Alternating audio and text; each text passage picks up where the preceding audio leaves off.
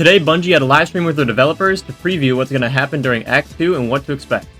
Here's a quick recap of what happened.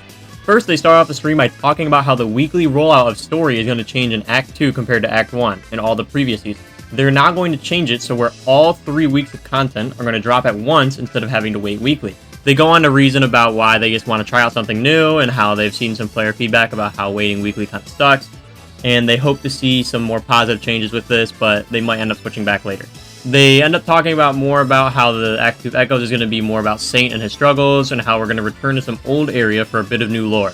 They've got 3 new Battleground missions that are going to be coming out, and they show off some gameplay of one of the Battlegrounds called Delve, and then they show off a little bit about the second one later. The 2 Battlegrounds that they showed bits and pieces of during the live stream will be coming out in the first week, and the last one will be coming out during the second week. They talk more about the story and why the Fallen are here. It sounds like during one of the Battlegrounds, there's going to be a new kind of Wyvern, like a little rebrand, where they're going to be able to teleport, and from what I'm guessing is going to be kind of like Overload Captains, so that's going to be fun to play again. Once we get through all of the kind of refreshed and rebranded parts of Nessus, they go on to talk about how Nessus will be completely new, and all the areas will be never seen before. They also talk about how all the bosses in these Battlegrounds are supposed to be completely unique from each other, and he also brings up how the boss encounters will actually be different from each other, and he gives the example of some bosses may not have any immunity phases, and some of them may have way more HP.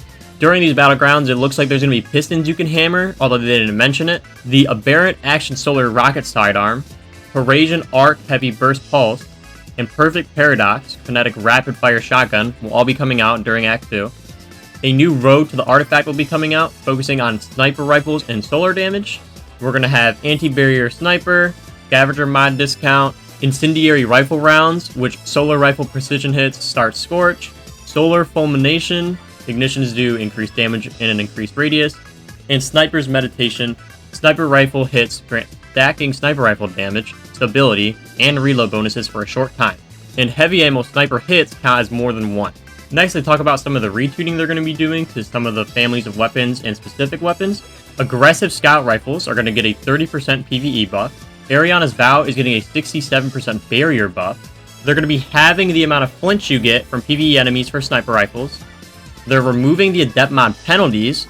They're nerfing reserve mod swapping, where if you swap off of your reserves and it's no longer on your chest plate, your ammo will correctly reflect what it's supposed to be. But they are now increasing the base reserves, and they're decreasing the reserve mod cost by 1. Solstice will be coming out later in Act 2. They're going to have some new Old Explorer kind of armor. All the Battlegrounds are going to be linked to each other, and what that means is where one ends, the next will begin. So if you play through the first one and you end up finishing it, as soon as you start the second one, it's going to end up starting off where you finished the first one. They acknowledged on stream that there's going to be some new Prismatic tuning, especially for Hunters and PvP, and that they're looking at the Hammer of Soul and Twilight Arsenal supers for Titans and PvE. The last thing they end up talking about is how the switching between Envious Assassin and Cascade Point on guns like Edge Transit is confirmed getting fixed. So if you didn't get the roll before, don't worry. You didn't ever need it anyway. That was really all the developers had to talk about today. They had some more story-related stuff, but it wasn't anything super noteworthy. As always, if you enjoyed, you know how to let me know. But more importantly, let me know if you want me to do more of these in the future for their other live streams if they end up doing more. That's it, guys. I'll see you later.